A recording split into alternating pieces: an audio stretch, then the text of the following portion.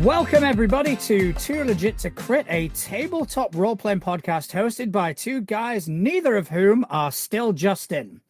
My name is John Santana, and tonight we have a very special guest host, as Justin is away gallivanting and living the high life. So I just want to give a huge, heartfelt welcome to Craig, aka Tezrak the Imp Slayer, from Threads, who is joining me tonight and is going to help me, well, not fuck this up, basically.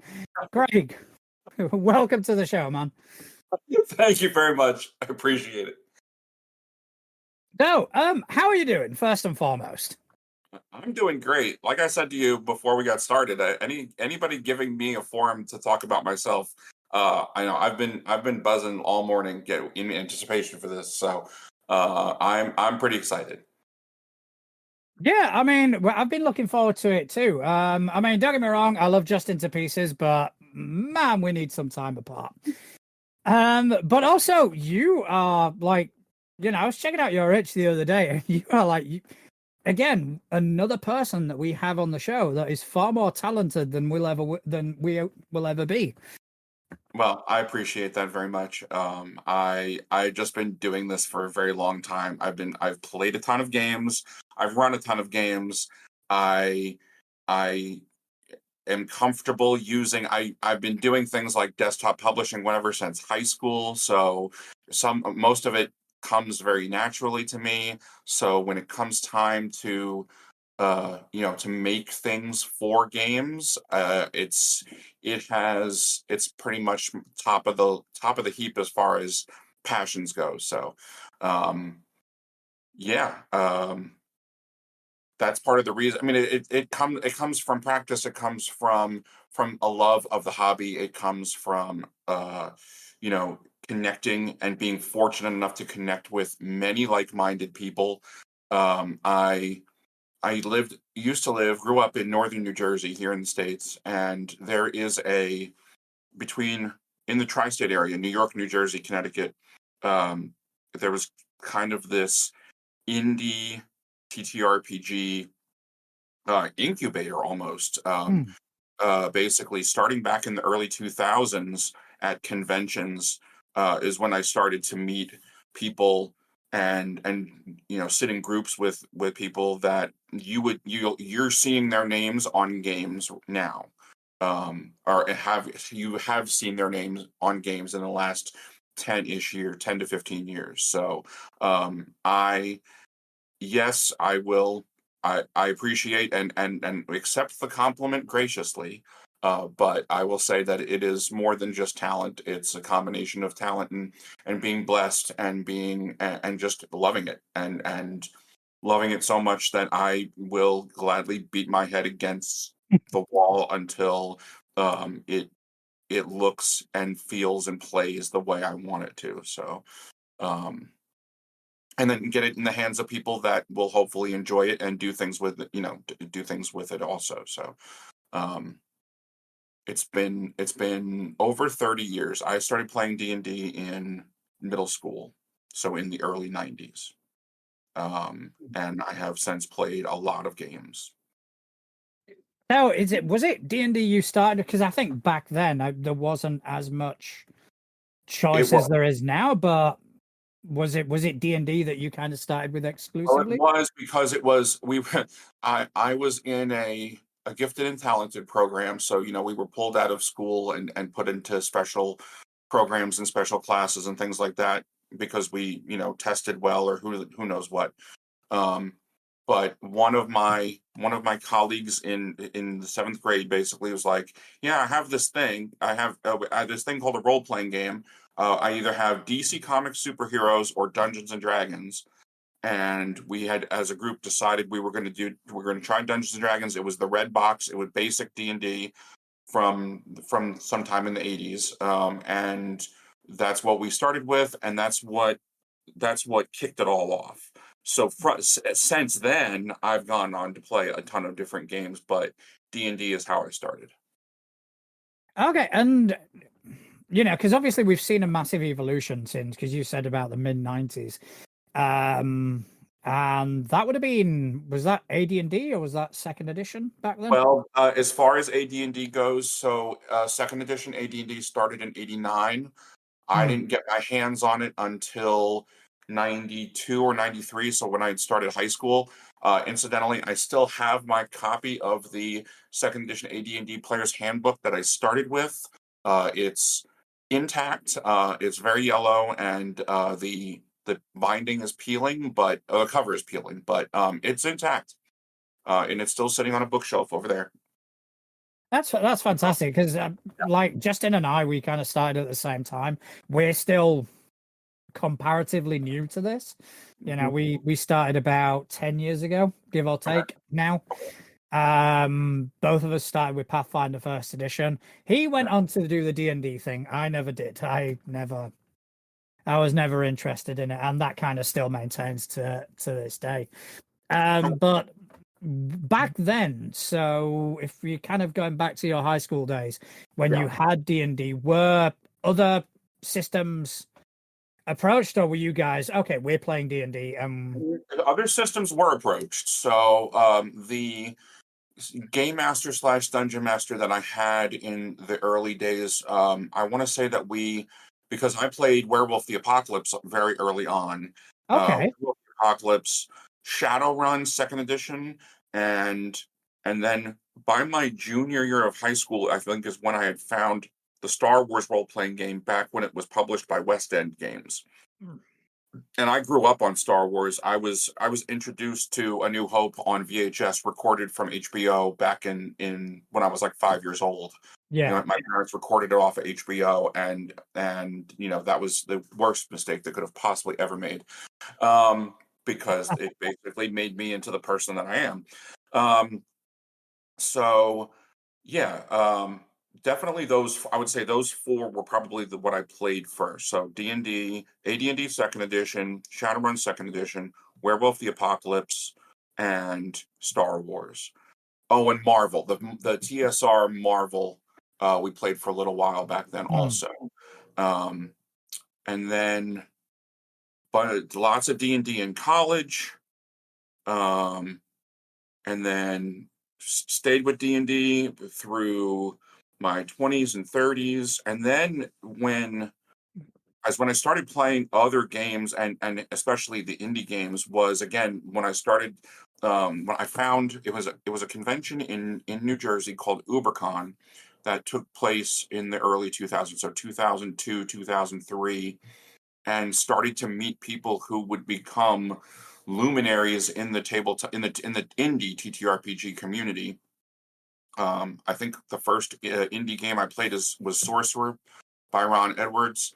Um, Shabel Hiri Roach by Bully Pulpit Games were a couple that I remember off from those early days, and then Spirit of the Century, which is what was one of the more popular pre-core Fate games.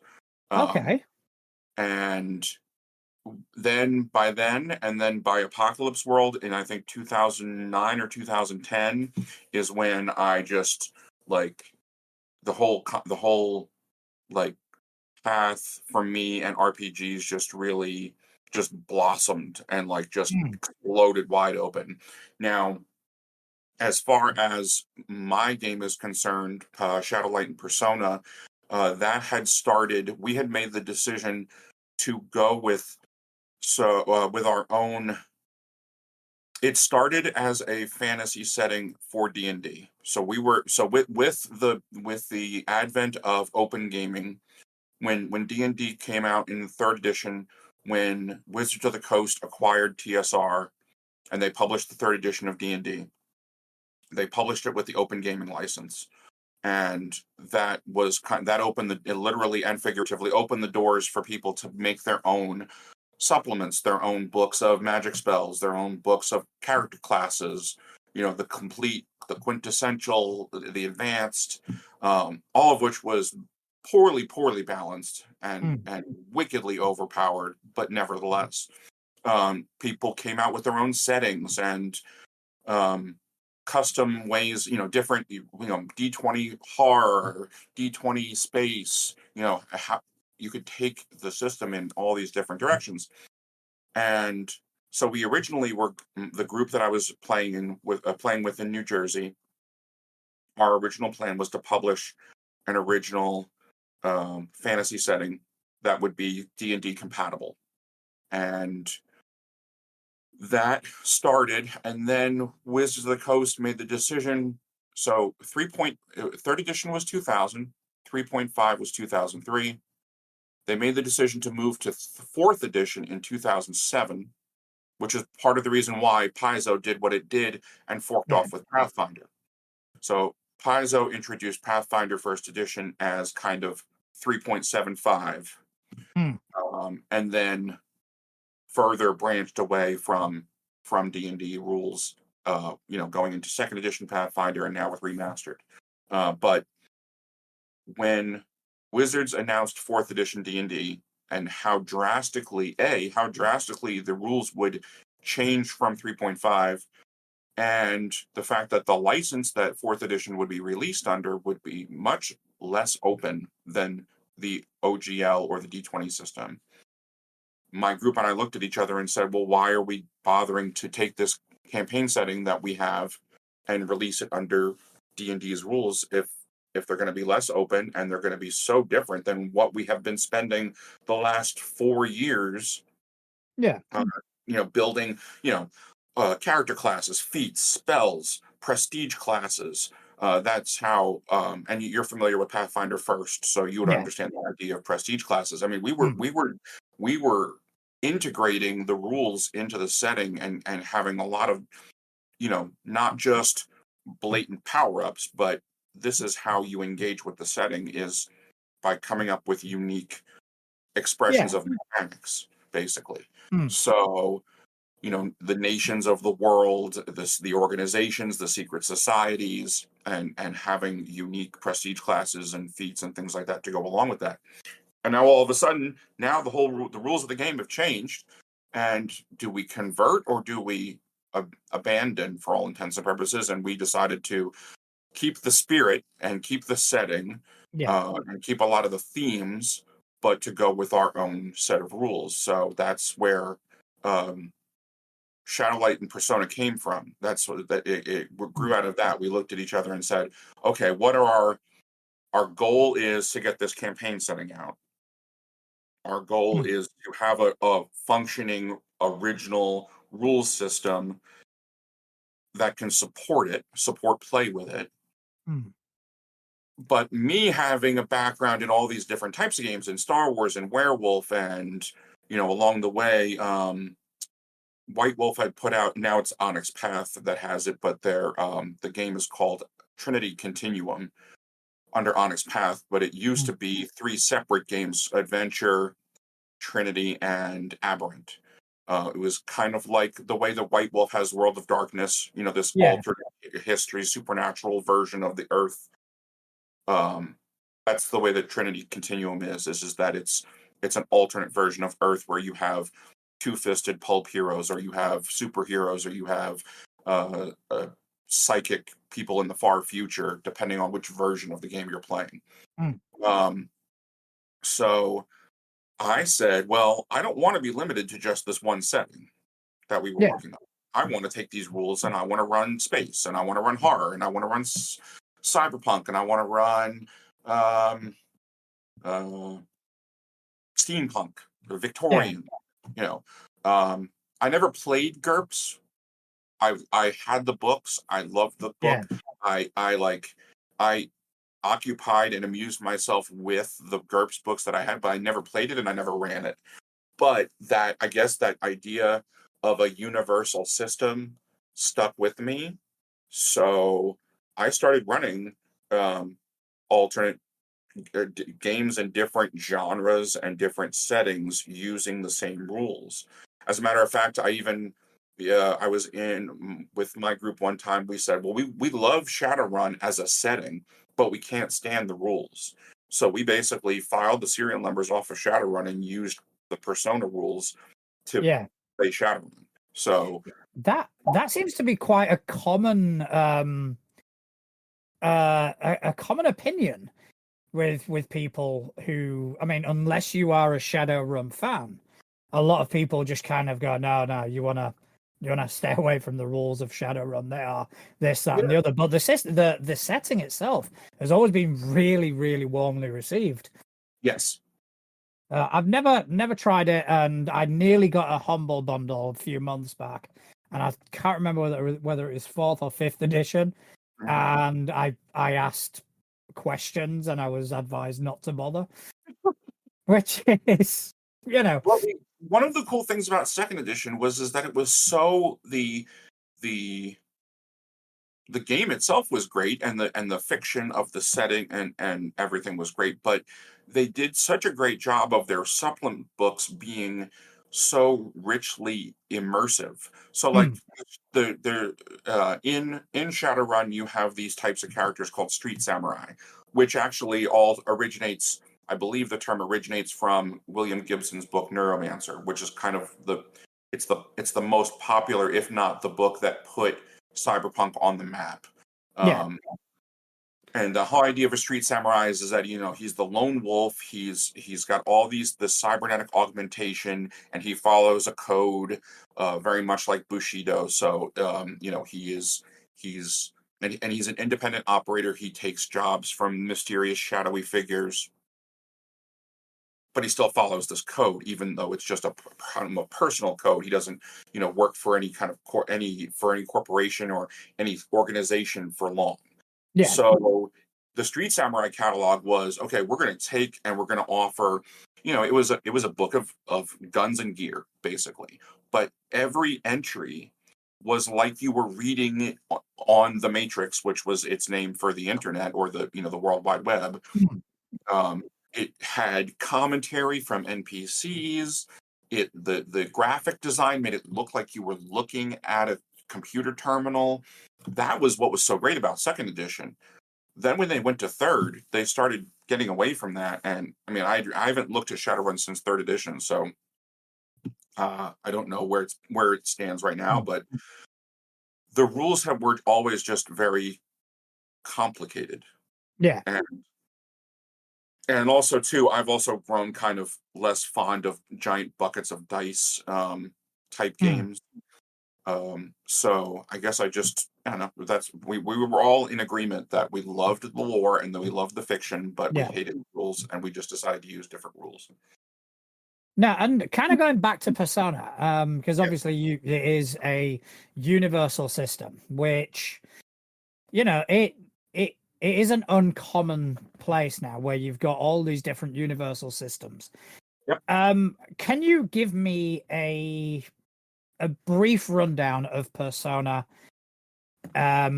Just like what would be the elevator pitch, as it were. So Persona as a rules system supports Shadowlight as a meta setting, Mm, basically. Shadowlight is an omniverse. It is the sum total of all universes and multiverses is part of the fiction. So Persona is like a meta representation of every possible character that can exist in the game. mm, So if five different groups are all running Persona games, any character from any game can be picked up and put down into another group in another game and follow the same core mechanics, basically. okay. Yeah. No, I mean that I'm really interested in. And would you say where would the system fall on the crunchy narrative scale? Somewhere in between. And Okay. and depending on what a group's preference is, it's open and flexible enough and modular enough, at least I intend for it to be, I want it to be Hmm. seen that way, to be either less crunchy or more crunchy, less narrative focused, more narrative focused than people want it to. I've even envisioned turning it into a board game or a card game, using it as the underlying principles for a board game or a card game, just to be able to demonstrate what it's capable of and Yeah. how comprehensive it is. So if there's parts of it you don't like, throw them out. If there's parts of it that you want to see, you love how this game handles it, but you love the core mechanics of Persona, so you want to see thing X handled in Persona, well then fix it, monkey with it, Yeah. take it, make it your own, and that is my ultimate objective. Basically, I want Mm. people to, as much as I love running it for people, I want people to take it, run their own games with it, and make their own games with it. Yeah. So not only is there an SRD, it's all released under Creative Commons, but one of my next steps is I really need to look at putting together a creator's kit, because I want to provide potential creators with as many resources as possible for Mm. them to sit down and be like, I can do cool things with this. And, you know, that's all that matters to me. I mean, it sounds like a phenomenal idea. It sounds something that I would definitely be interested in, and I do like the idea of being able to create a character in a cyberpunk game and then have them move to a Victorian era campaign, have a fish out of water adventure, and have the mechanics still hold up. And I think that is fantastic. So what would be your core resolution tactic for it? So you have X number of dice, which everything is expressed in 10-sided dice. So when I say dice, I mean D10s. Yeah. You have X number of D10s for a skill that you're rolling for. So when you want to accomplish something, you issue a challenge. You pick up so many 10-sided dice, you roll them, you put them in order, you rank them highest to lowest. By default, you always look at the highest die, and then it's an opposed roll. By default, everything is opposed. Mm. So you roll so many d10s, put them in order highest to lowest. Look at the highest one. I, as either in Shadowlight and Persona, I refer to the GM as the chorus, in keeping with the kind of Greek I tragedy I like that. motif. Yeah. So you as the player, you want to do something. You issue a challenge. Me as the GM, something is going to answer that challenge. And I'm going to roll so many d10s. I'm going to put them in order highest to lowest. We're going to compare the highest die. More often than not, there's going to be a modifier to that roll, and we're going to see who wins. And Mm. if you beat me, if then you win the challenge. If you don't beat me, you fail the challenge, or you succeed, you fail to answer. It's the terminology is a little interchangeable, but Yeah. ultimately it's highest result wins. And depending on what the fiction is and the circumstances are, that success can look like a variety of different things. If we tie, then we look at our next highest. If we tie again, we look at our third highest, and so on Okay. until somebody runs out of dice. And if somebody runs out of dice, then they lose the challenge. That sounds good. I mean, I like the idea of it always. Is it always an opposed roll? Always an opposed roll by default. Yes, That I everything is like. everything is defaults. I again another thing that I envision for a more expanded version is options to use it to play solo games. So I have thought about how you would handle a system that works through opposed roles in a solo environment. Um, but yes, by default, everything is opposed. So the player rolls, issues a challenge, or the chorus issues the challenge, and Mm. vice versa. Answers, you roll off, contested roll, see who wins, and then determine the results in the fiction based on that. Yeah, I do like. I don't know. I just really like the idea of it always being opposed, because when you're dealing with other systems I'm more familiar with, it's always DCs. You're always dealing with a number that you have to beat. Whether it's Pathfinder, you've got a DC which is like that. Whether it's Delta Green, it's your skill percentage. So you've always got Going a under, yeah, similar target. right, So as a player, you've always kind of got that meta knowledge of, oh, I've rolled well. right. Unless Whereas you when, unless your GM doesn't share difficulties yeah, with you, but eventually, you figure out the armor class of the monster. So Yeah. everybody figures out, well, he rolled a 19 and he hit, he rolled a 17 and he missed. So it must be 18 must be the magic number. So um Yeah, so yeah. which isn't the worst thing in the world to happen, but at the same time, I think anything that kind of pulls you away from that immersion, is something that can hamper fun in the long run. So I It like the can. idea of there always being an opposed role. So the goalpost is shifting, as it were. Yes. Hmm. So yeah, I do like that. I think that is fantastic. So when you say, because you did say earlier you don't like huge numbers of dice, is there a maximum There D is amount there of isn't a D10s? maximum, but um I was never a big fan of, so like going back to Shadowrun for a second. So Shadowrun was a difficulty number and you accrued successes. So you might roll 10 six-sided dice, 10d6, and your difficulty is 5. So every 5 that you roll on a die is a success, and then you count up successes. In the West End Star Wars game, which was the D6 system, which still technically exists, because I Hmm. believe it was released under an open license. And I know that people have made, there's like Mini Six and things like that that are still out there, and still people still play with the D6 system. You add. So if you have a skill of 10 dice, you roll 10 d6 and you add them together. And I got to the point where I just got tired of all that addition. I just Yeah. Yeah, I um mean that when you're dealing with that many D6, yeah. it does get to the point of being cumbersome. I remember Pathfinder First Edition, especially when we kind of got to higher levels. One of the party was a ranger, and they'd Uh-huh. taken every feat possible for archery, and it got to the point of just being absolutely Oh, yeah. ridiculous, where he would roll his damage, and then we'd have to go on to the next player while he worked it out. Right.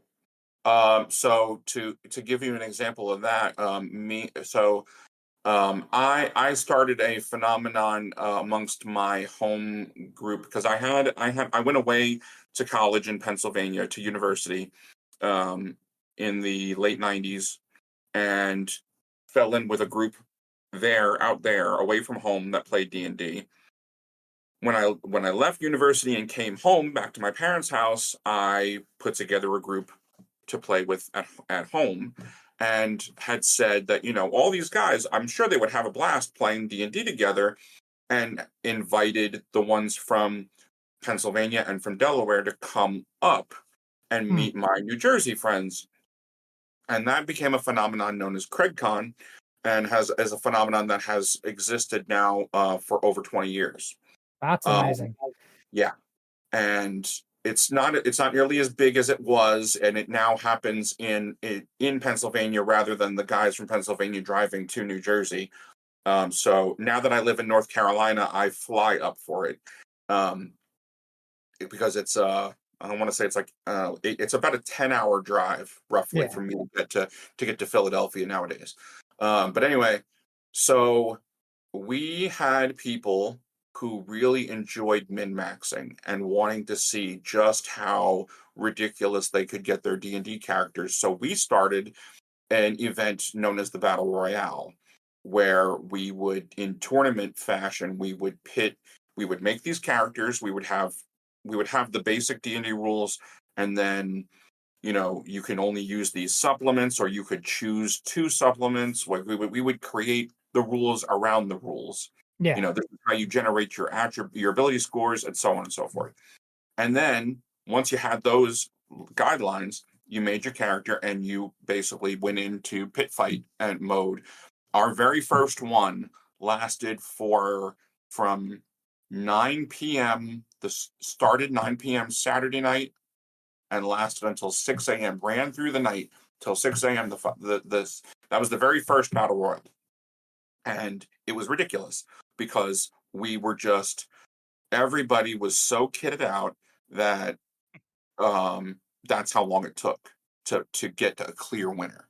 Yeah. Um, And that's what you pick these combinations of feats and spells and magic items, and you have armor classes in the triple digits, and 17 attacks, and it's ridiculous. Yeah, Uh, we tried doing something like that in our Rune Lords game. yeah, I think it was just I think we finished early and just went, oh, okay, let's just do and it just became rocket tag. yeah, It's like the first person to land a hit is going to kill somebody. yeah. Just because So of the ridiculous amount of dice being rolled and the bonuses were so high. It's like, yeah, you just have to keep away from each other. so going back to Persona, so is there a limit on the number of dice? Not ultimately, but the system does sort of keep it in check by imposing a current limit. So by default, everybody has 6 attributes. And those attributes serve 2 purposes. They serve as every attribute has a corresponding trait. And so the attribute is a number that acts as a modifier to a die roll, but then also acts as, especially during character creation, as okay, you've got for example, you've got a 3 in cunning.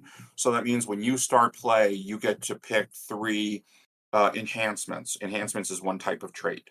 So one of the attributes dictates how many dice that you have a pool of dice that you can assign to skills, but then you take the sum of your attributes and you divide them by 10, and you get a value called your potential. So your potential dictates the maximum rating in a skill that you can have, which is the maximum number of dice that you can have at any given time. So Okay. your potential can go up as your attributes go up.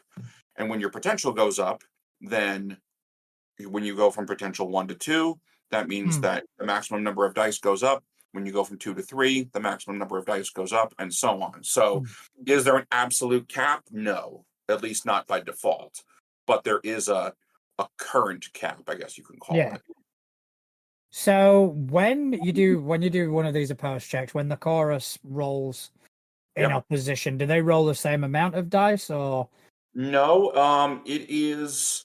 So the course has options for how they want to build opposition. And the way I did it in the default was to come up with 3 different types of um, enemies. I can't, adversaries basically. So it was like minor, medium, and major, and that determines how beefy they are. I don't. It was never done in Pathfinder, but in 4th edition D&D, they actually really had a kind of clever concept called minions, where if you were using a minion monster as a dungeon master in an encounter, your minions had 1 hit point. Yeah. They had the full strength of the monster, but they only had 1 hit point, so they were easy to knock down. Um, so minor adversaries are the easiest to knock down in Hmm. Persona. And then medium ones are a little bit tougher, but then major adversaries are literally built the same way a player character is. Right. So the course has the flexibility to say, okay, how am I going to build the opposition? And they might they might set, okay, everybody is potential 1, which means the maximum number of dice they can have in a skill is 3. So I'm not gonna give everybody more than 3 dice. Hmm. This is another thing that's been on my mind for literally at least a year, if not longer, is wanting to give people who want to be the GM, the chorus, tools to be able to run with as little prep as they want to be able to put in. So Yeah. if they want to literally do things on the fly, like I want to be able to here's how you can do stuff on the fly. If you want to prep, if you want to build characters in advance and you want to come up with highly intricate, fully fleshed out, major adversaries, by all means, not go for it. Hmm. But um it's something that I've been doing a lot of thinking about is how do you come up with it on the fly? So maybe you set a kind of difficulty level for your adversaries, and that dictates the die amount. I've also given a lot of thought to reflexive or self challenges where the the opposition may not be quite so obvious, and it may be that you're challenging yourself more than you're challenging something external, like jumping, like pole vaulting is, or trying to leap tall buildings in a single bound is really more about testing your own internal capability rather than Yeah. overcoming an obstacle. So in that case, a reflexive challenge might be I roll the same number of dice as that person. Like Yeah. I've thought about that. Yeah. Before you said that, that's kind of my mind kind of immediately went there. So it does seem to me that that would be Yeah. the logical resolution if you were challenging yourself, as it were, trying to push your own boundaries. Right. And sometimes and that has definitely, and it works. I mean, I've road tested it, so I know that it definitely works. It's just that a lot of times, I mean, if you approach Persona from the standpoint of a more traditional RPG where the players are going up against enemies or monsters or whatever, they're going to be rolling against the values that those enemies or monsters have. Yeah. So a lot of the time the challenges are external, and so what the chorus is rolling is going to be dependent on that external Mm. enemy or opponent. um so it depends. Yeah. Yeah. No, I think it sounds fascinating. I think it definitely sounds fascinating. So what one of our shows, we invite people on Okay. to basically run us through an intro scenario in a system they either advocate for or a Mhm. system that they've created themselves. Would you be Okay. interested in I doing would that at definitely any be point? interested in that. I was hoping that you would ask me that, as a matter of fact. So yeah, I 100%. Yeah, I mean, definitely. Well, after this, we can kind of sit down and start going over things and start arranging. But yeah, definitely, because the whole system itself sounds fascinating, and you've I'm sold glad me you on enjoyed the it too, so opposed roles. yeah. Okay. Awesome. Now you've definitely sold me on that. But you also do that. There are other works on your itch.io that aren't either Shadowlight or the Persona SRD. You Yes. do like system agnostic stuff as well. Yes, I have written some fiction-y things that don't necessarily that could be utilized in just any game that you want, not, with no specific mechanics attached. It's funny that you mentioned that because I actually haven't looked at that whole side of my itch account in a little Mhm. while, so I honestly don't remember what I have up there. But yeah, I have given. Luckily for us, I've got it up here on screen. I know that I remember that I had a sort of like living suit of crystal armor. Um, and then there was a monster called the Ravenous. I want to say that maybe I put up that description up there. Um, but those are about the only two things that I can remember right now. Um, So I had I've got the Ravenous up. If you don't mind, are you Okay, happy for me to read the go for it. Ravenous? Yeah. Okay, so the Ravenous, they go by different names in different cultures, different civilizations, different species. One thread common to all accounts is their insatiable hunger for living or freshly deceased, neurologically active, biochemically dense organs, typically the brains of sentient creatures. Emerging from a place beyond space and time, a bizarre dimension in all ways thought to be perceived, they inspire abject terror on all who've stood in their hideous presence. Few are aware of their true appearance, and those who have gazed upon it have been incapacitated by such sheer, acute, primal fright by the experience that to convey such knowledge to others is nearly impossible. Feeding on mental energy, they typically resort to consuming the brains of the creatures they encounter, for few possess the level of cognitive nutrition that these beings desire. When they have come across creatures that could provide them with the level of synaptic fire they so crave, they turn them into cattle. For those intelligent enough to put up a fight, the ravenous crush their willpower and enslave them. That is Lovecraftian. Well, you know what it is that they're basically mind flayers. Hmm. So they're mind flayers with the serial numbers filed off. So I've always been a huge fan of psionics and D&D, and I guess part of that has to do with having a being a fan of science fiction as well as fantasy. So when I first to give you a little background on second edition AD&D, so you had your core books, and then your supplements were that they put out a dedicated book to extend each character class. So there was a Mm. complete fighter's handbook, there was a complete thief's handbook, wizards, and so on. Well, that's what I had my hands on in high school, and I didn't play first edition, so my experience with psionics was when I got my hands on the complete psionics handbook, which was an extension of D&D because psionics were not really there was no psionicist class in the player's handbook, so this was something that was altogether new. And when I got my hands on it and how it was a different magic system, it used points instead Mm. of spell slots. You didn't prepare your spells. You had kind of templates that you could say, okay, I'm going to spend 5 points and I'm going to manifest this power. I absolutely fell in love with that. And I played in a campaign that um, I want to say Illithid's mind flayers became kind of important.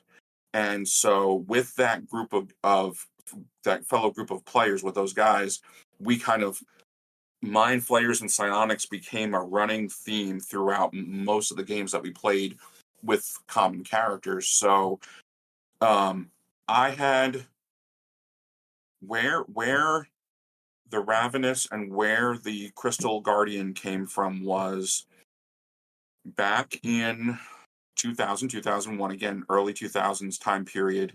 I was given an opportunity. I Through a gaming store in New York City, I met somebody who was publishing a third party D&D supplement, which in which case I think, all right, so they had published one and it was on the shelf, it was available for sale. And it just so happens that they were local people and they were getting ready to come up with a second supplement. And the second supplement they wanted to be item sets. Mm. So it was not just a magic weapon. It was a weapon, a suit of armor, a helmet, and they all provided individual benefits, but if you put them together as a set, they would give you even more. Yeah. So I had come up with a whole slew of those, and then I was running a campaign, and I didn't realize this until much, much later. I was running a campaign set in the Forgotten Realms, and one of my players was playing a dwarf scion, and he comes to me and he says, I want there to be this gauntlet that has slots in it. It's crystal. It's a psionic magic item. It's gauntlet. It's crystal, and it has slots that you can fit in psionic jargon. You have what are called dorhes. They are basically psionic wands. Yeah. It's like this is what happens. So it has 6 slots for one for this each of the 6 psionic disciplines, and if you fit the most powerful possible dorhe, so a ninth level psionic power, if you fit all 6 in there, something really cool happens and they all unite. I didn't realize until many, many years later that basically just wanted his own version of the Infinity Gauntlet Yeah. in D&D. Did not occur to me at any point in time. So we're going along the campaign and he's collecting these things and he gets to the end and I'm like, well, what's the payoff? Well, the payoff was that he discovers that it's not just the gauntlet, that the gauntlet is a piece of a suit of armor, Mm. and that the suit of armor was once this construct that was built by these psionic thralls to defend themselves from their Illithid captors. Okay. And the Illithids um, destroyed it and broke it into multiple pieces. And when those pieces were found, they were fashioned into gauntlets. They were fashioned into a helmet. The head was fashioned into a Yeah. helmet, and so on. So if you found all the pieces and wore them together, they would grant you even better things. And it turned out that it was actually the construct was imbued with an artificial consciousness. So Right. all these thrall people, these thrall creatures, had combined their talents to create artificial psionic life and then Hmm. imbue that into the armor. The only problem is that when the armor was broken, the consciousness was broken too. So when you put all the pieces of the armor back on, the consciousness speaks to you, and it's like, okay, this is what we're going to do. We're going to go all over the place, and we're going to hunt down anybody that did to my creators what these mind flayers did to them. Yeah. And it makes you have to you have this moral quandary of, do I follow through on this zealous, like, I'm going to go on this unending quest, or I'm like, maybe maybe you need some therapy, dude. Like, maybe you have some trauma that's unresolved that you need to Yeah. work on. Like, so yeah, it was it was a journey, and that's where it came from. So that's why the Ravenous exists, and that's why the Crystal Guardian exists. The Vessel of the Guardian is what the name of the Hmm. armor set is called. Um, so those are the two that immediately come off the top of my head on the system agnostic side, because I have built stats in D&D for them. I have built stats for them in Persona, Yeah. in Fate, maybe in, I think, in Dungeon World. So yeah, I've had that. I've had those two show up in a variety of different games. Yeah. I mean, I'm just having a look at, you got the artifact golem as well. Oh, that's right. Yes, that was Yeah. always a fun one. I envisioned the golem that has, like, it dials in, so it has these rings on its arms, and they're covered in runes. And when they go, the creator of the golem basically builds spells into it. And so Yeah. when the golem goes to use those spells, the rings lock into place like a code to activate that particular spell. And that visual is where that comes from for me. Oh, no, that sounds amazing. And yeah, I mean, these things are really cool. And Couch in the chat, he is asked, why are you giving me more ammo for my Delta Green game? Um, because that's what I'm here for. Yeah, exactly. So when I kill Couch's character, it'll be, I will dedicate it to you.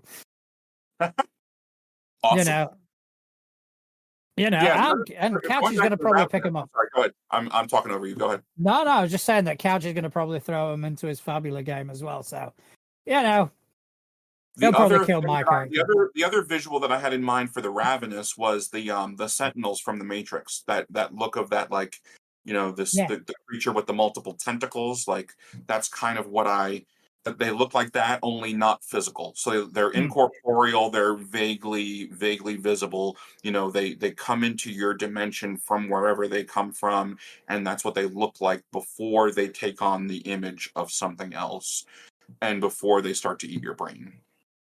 No, yeah, definitely. I'm making notes here, Craig. Awesome. Yeah, my players are not going to be happy with you, but they'll put the blame on me first and foremost. But yeah, you've got some phenomenal stuff. I appreciate it. Thank No, you. I mean, I'm just having a look at your HAO, because obviously I was looking at Persona before I actually started looking at Shadowlight. So Persona Mhm. obviously is the SRD which informs Shadowlight. And before we actually went on air, you were telling me about Persona. You were telling me about um the sort of ideal behind it was Yes. so people can just grab it and make it whatever they want. And Yes. I think Exactly. that's fantastic. And the SRD is available on craighatler.itch.io. Yeah, check it out, guys, because this is some fantastic work. Well, thank you very much. And I'm just having a look at the layout. Really pretty as well. Yeah. Layout always has been kind of a hobby of mine, and Hmm. uh, I always wound up sticking with Microsoft Word or something similar, LibreOffice. But I learned layout way back in the desktop publishing, way back in high school, on a program which was purchased by Adobe ultimately. It was called Albus PageMaker.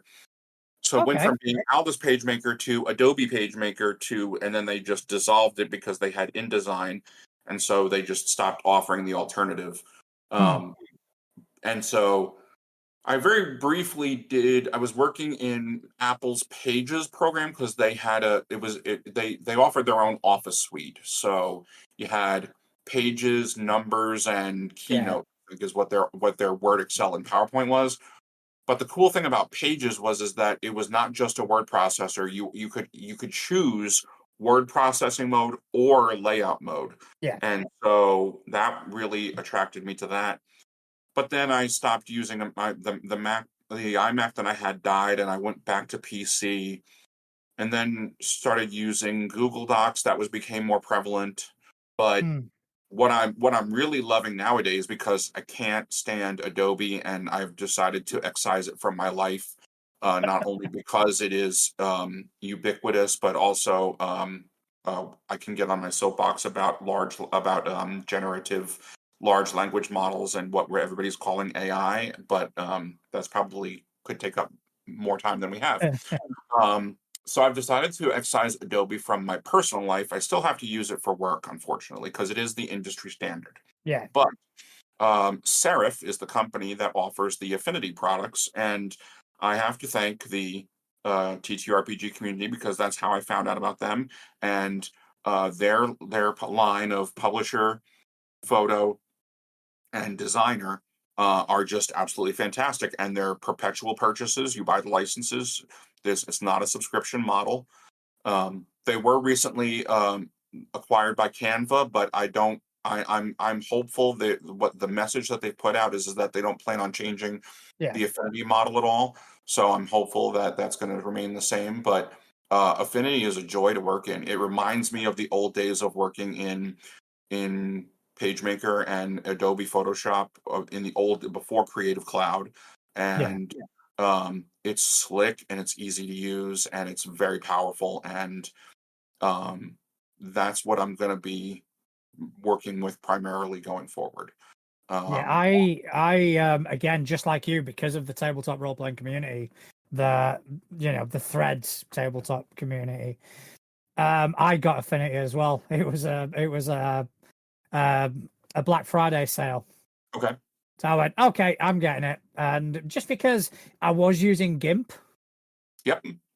which, don't get me wrong, very powerful program, but I never quite meshed with it. So once Affinity went on sale, I bought it, and Yep. holy shit, it is fantastic. Yeah. It I is mean, GIMP absolutely is great. amazing. GIMP is probably, I would say, probably one of the more GIMP followed the model of Adobe Photoshop, but the thing is that GIMP is not a layout tool. It's not a layout program. It's Yeah. an image editing program. Hmm. So I liked GIMP in the days when I was using it, because it was, when Adobe chose to switch to the more recent version of Photoshop, they changed the layout of the interface and everything. And I was like, I don't know how to use this anymore, and I don't really want to learn. So when GIMP said we're going to make this look like Adobe Photoshop version 7, I was like, yeah, I'm going to use this from now on.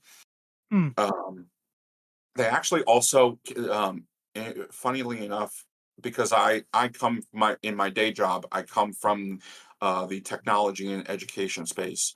Yeah. So there was an effort made to come up with an education friendly version of GIMP, because the word GIMP is kind of has some baggage, and they called it Glimpse. So if Okay. you Google Glimpse, it is, I don't know how well it's supported anymore, but I know that at one point they were trying to offer it as a open source image editing tool that was education friendly, basically. So Yeah. um but I mean, I've used a bunch of different things that are out there open source wise. LibreOffice, primarily, I would say, once the concept of open office became more and more prevalent. Hmm.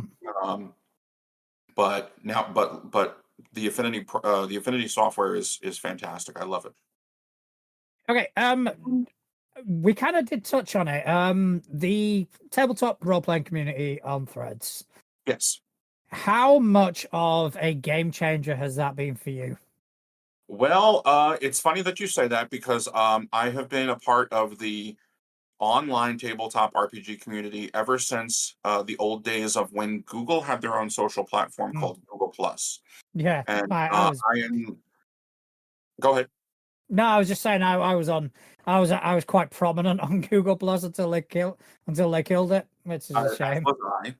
So my experience with RPGs on the internet goes back to even before that. There used to be a web ring called rpgbloggers.com. Mm. So I started again as I started to meet people at conventions, and the interaction with the greater online community grew.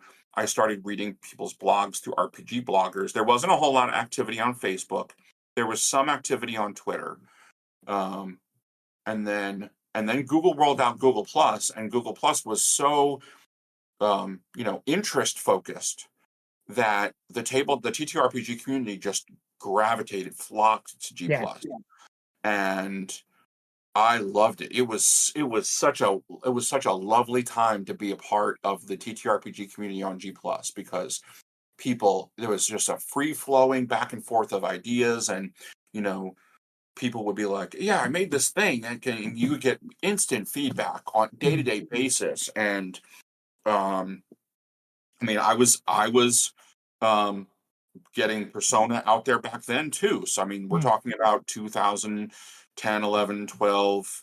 That was a whole phase of Persona um, at that point too, where I was mostly playing it locally but discussing it online. This is before video conferencing. This is before really online gaming, online RPGs became a thing. Um, then they shuttered Google Plus, and I'm never not going to be over that. Yeah, me neither. And so the next place was Twitter. So Twitter kind of became, and I would say in those years, I wasn't really as active online in those years from like 2018 through 2021, because I had moved from Connecticut to North Carolina in 2019. So I had a home group in Connecticut, and the group was great. We kind of all survived a problematic dungeon master, and stuck with each other because we loved each other so much. But we're glad when this guy decided to move on. Yeah, Anyway, so I left that and came down here, and then 6 months later, COVID started. So I never really had a quote unquote home group here, a yeah, local group here, and not until recently. So I've only just recently started, within the last year or so, getting out and trying to find home groups to join, home mm. games to join. So I've mostly been bouncing around and one shots here and there, but I have fallen in with this group. They have a website, raleightabletop.org, RTR, Raleigh Tabletop Role Players, and they do run things online as well as in person. And so I played in a one shot of a Fate game called I Hunt with this group, Mm. but recently started playing this game which I have absolutely fallen in love with, called the Wild Sea. WILDSEA, one word. They have their own itch page. It is a extensive lore and fiction with the original rule system, and weird as fuck. Just so super weird and creepy, but in a lovable way. And it ranges. Literally, our session yesterday was like, we were, because you have montages, so it's very structured in the way that you handle scene making, Mm. and some types of scenes are called montages. And so my montage was, I was trying to make friends with a child that I had scared, and it bothered me. My character was bothered by the fact that I had scared her. Um, so the idea is that it's post-apocalyptic, but it is, what has happened is that there was this overgrowth of life, of it's called the verdancy. So it was this event Mm. that took place, And so the world is teeming with natural life, and it's constantly roiling and growing and being consumed and regrown all over, literally constantly. It would remind you a lot of what I initially vibed with was Nausicaa from the studio Ghibli, Yeah. the Miyazaki. It was started as manga, but then became a movie. Um, you know, the crazy things that come out of nature. Hmm. You have the option of these bloodlines that you can choose from. One of them is a sentient fungus. One is a you are ironborn, where you're basically you're like a warforged or a living construct. But I am Yeah. playing something called a Zelicray, which is basically a sentient colony of micro spiders. Okay, that's interesting. Yeah, weird but as soon as I saw it, because they have their basic rules. Their basic Yeah. rules are available for free. Their basic rules are 150 pages, mind you, but it's Just free. to clarify, this is the one by Felix Isaacs. That's correct. Yes, Myth Yes, Hat. Yeah. yeah, I've posted the link in the chat for anyone who is wanting to kind of follow on at Um, home. the art is brilliant, is beautiful. The Yeah. lore is fantastic. And as soon as I saw a sentient colony of spiders, I was like, "Yep, that's my first chapter." Uh, so yeah, so we had my montage, which was like, okay, it's all where I'm like, the friendly. I'm like ingratiating myself to this child, trying to ease her fears, and I'm like fixing little like knickknacks and toys for her. So all very cozy and precious and pure. And then meanwhile, there's four people in total. One person was absent, but so the other two are Ironborn, which again are like basically like sentient constructs. Yeah. And in the course of their montages, they discover that become this industry in um, husk bodies for there's a concept in Wild Sea called whispers, which basically it's a it's like a psychic bubble of Hmm. power for all intents and purposes. But somebody has made an industry out of turning people into husks called containers that hold on to these whispers. And that's absolutely terrifying, Yeah. and it's awful and horrible, and it needs to stop. So Yeah. that is the range of story that we have gotten through, and the group is great, and I love them, and I'm having a blast. Um, but It does look phenomenal. I'm just having a look at going the back to HIO now. or untangenting back to Raleigh tabletop role players, that's kind of the local crowd that I've fallen in with, Yeah. which I'm very fortunate for. And I'm also hoping that soon, either for RTR or for another group that I get involved with here locally. I've done a bunch of running Shadowlight and Persona online Yeah. recently, but it's been a very long time since I've run it in person for anybody. So I'm really looking forward to getting back to being able to run it in person again.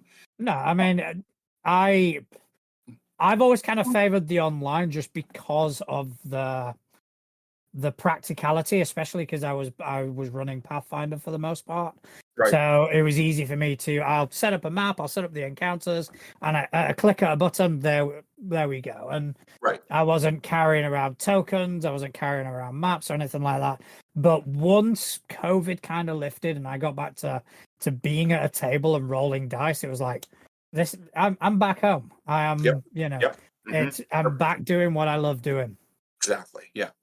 So Go ahead. so we're just getting towards like the last section of the show, which is where we kind of bring out a topic, which we go back and forth on. If you wouldn't mind helping me with that. Okay, not at all. But first of all, I do want to, as soon as I can find it, I do want to give out a special mention to our partners tonight. First of all, everybody check out Deals of Opportunity. It's an automatic, simple, and free way to save on the tabletop role-playing games that you want. Just add your Drive-Through RPG and Dungeon Masters Guild wishlist and get notified anytime a title on your list goes on sale, all you have to do is set it up on save. That is published by Luke from Grey Castle Press, and it's a lifesaver for me. That sounds The awesome. amount of money that I've saved Yeah. is ridiculous. And our second partner this evening is 13th Moon Games. It's a family-run indie game company out of Wyoming, USA. They created the TTRPG Covenant Crucible. It's a game of modern-day witchcraft. If you can imagine the John Wick movies and The Last Witch Hunter, they got together and had a really pretty baby. This is what that baby would look like. That sounds rad. Yeah, If that you sounds want to, if you want to check it out, check them out on 13th Moon Games on their Patreon, and also it's our next episode of the Crit List that's coming out on Thursday. We actually had a go. It's a fucking blast. So, and everybody, do check that out. And a big shout out to Stefan, who's in the chat, who is one of the creators of Covenant Crucible. So, I've got a topic. Okay. It is sent in by our very own Couch, and hopefully you can help me with this. Okay. So,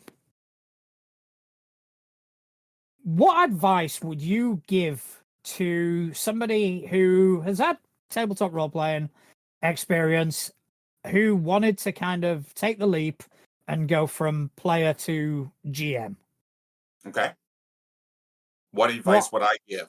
Yeah. What I give to a lot of people, regardless of player, DM, GM, whatever you want to call it, is play all the games. You are going to learn more from being a player at every table that you can possibly get into. You're going to learn more about running a game in that environment than you are from reading a book. Yes. And even I would say also from watching actual play, because depending on the actual play, you have different levels of production value for all intents and purposes. And while I'm over the moon that D&D has grown in popularity, I feel like the big productions, the big actual play productions, are kind of double-edged swords, because they almost set up an unreasonable expectation for what a dungeon master what is needed of a dungeon master, what is needed to be a good dungeon master or a game master. I think, but it goes back to ultimately play all the games. Play all the games. If you love it, then don't let anything stop you. Get together, find people who are willing to let you fuck up, willing to let you make mistakes, who are willing to let you not be the expert at the table, who has not read. I remember when I first started playing, we had these like pissing contests. Well, in my campaign, this is how we do things. Well, in my campaign, this is how we do things. We were measuring things. And well, I've read the Dungeon Master's Guide from back to front and front to back. I know every rule by heart. Okay, good for you. Like, Yeah. you don't, but nowadays it's like you don't have to have it all memorized. You don't have to have it all understood. Um, you can start small. You can have, you know, here's a village, it's being attacked by wolves. And that can be your first opening situation. Don't try and go crazy with prep. Start small. Start with a situation. Try to leave things open to allow your players to have agency and to be able to guide the story. Railroading is bad. Scripting in advance is bad. I mean, in my opinion, of course. If you have fun with those things, by all means, have your fun. They're just not for me. Um, uh, that would be the advice I would give. Don't feel intimidated by it. Do it with people that you care about, that you can get constructive criticism from, where you have the space to be safe to make mistakes, and to realize that you can always course correct, and you can always as long as everybody's having fun, Yeah. that's what matters. As long as everybody walks away from the end of that session and go, "Wow, that was amazing. Wow, I had a blast. Mm. Let's do it again." Yeah. Yeah. I mean, yeah, I agree with with everything you said. The things that I would add is that it's good when you go and you play these games and you play with multiple GMs. Everybody's got their own style, everybody's got their own sort of fortes, everybody's got their own weaknesses. Observe and, like you said, absorb anything you can from them. But at the same time, your players' enjoyment, your players' safety at the table is paramount. And don't pressure yourself. Don't give yourself that level of pressure of I have to be at this level. I have to do this. And don't set these unrealistic expectations and just play the game. Remember, you are a player too. Exactly. And that's another thing that people forget is that the dungeon master, game master, moderator, chorus, whatever, keeper, the Wild Sea calls them fireflies, I think is what the name for the Interesting. moderator is. They are players too. They are players with a different set of toys to play with. And I think that a lot of times that the DM or GM winds up short shrifted because they're expected to have all the best voices, and they're expected to Mm. be experts on the rules, and they're expected to know everything without having to page flip in a book. And that's what intimidates people from trying to run their own games. Yeah. Yeah, and I mean, the last thing I'll add to that is give yourself a break. Yeah. Go easy on yourself. A lot Yeah. of times, especially in the Threads community, where I'm seeing countless people going, "Oh, it's my first time GMing. It's my first time DMing. Oh yeah. I'm petrified." It's like, why? You've got nothing to be afraid of. You're in a safe space. You've got people around you who trust you enough to kind of hand you the reins of the game. It just enjoy it. Just go out there and have fun. Now, see, it's funny that you mentioned that to hand the DM the reins of the game.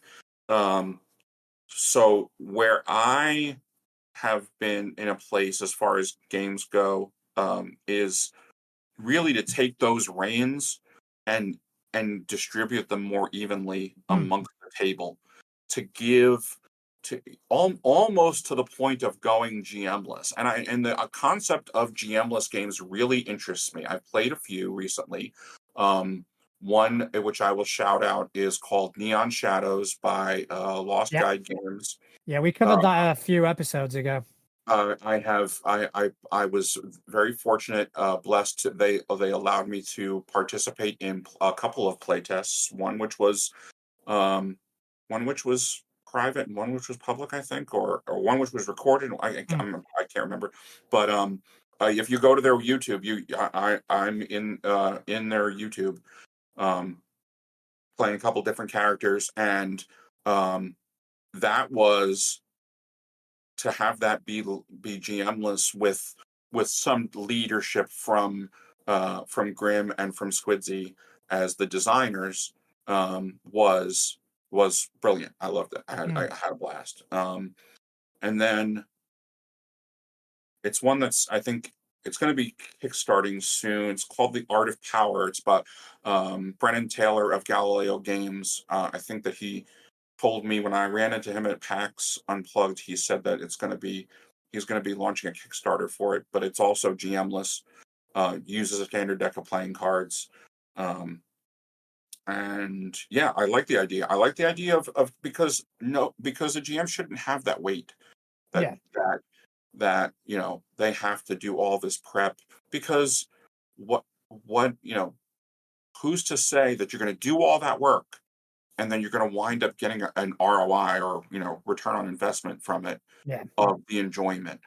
And I also find it very interesting that now you have professional GMs. You have this whole Start Playing website, yep. um, where people are like, guess what? If I'm going to do all this work, I need paying for it. You're going to pay me.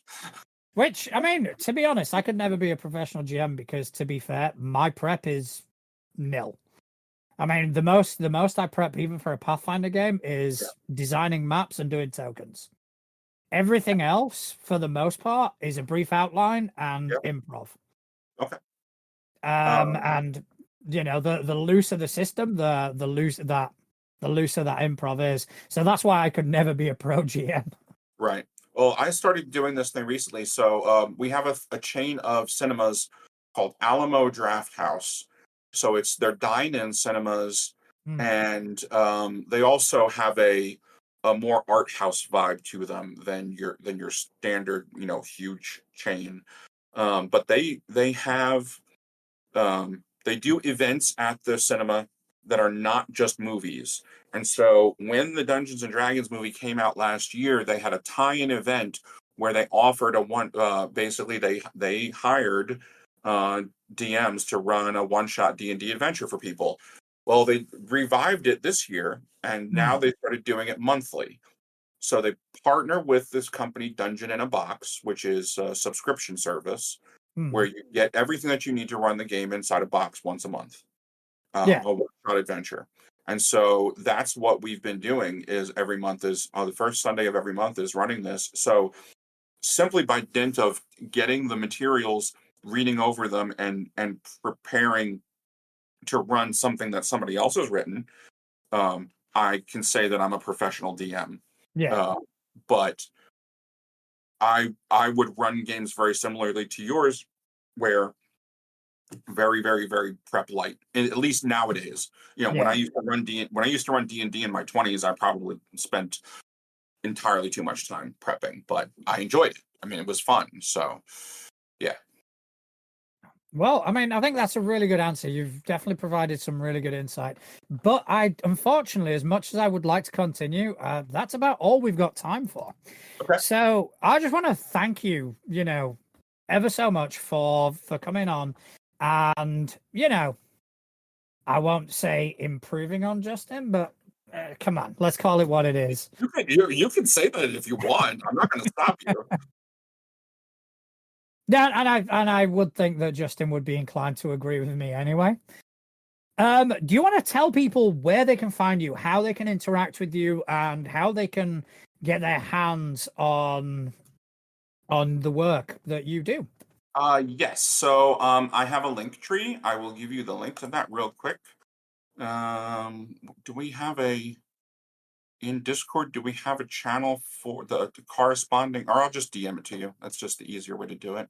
Yeah, if you just send me a DM with it, and I will put it in the description of the video. There you go. There's the link tree. Basically anywhere where I'm either Tezrak or Tezrak the Imp Slayer. So that's Facebook, Instagram, dice.camp, which is a Mastodon server,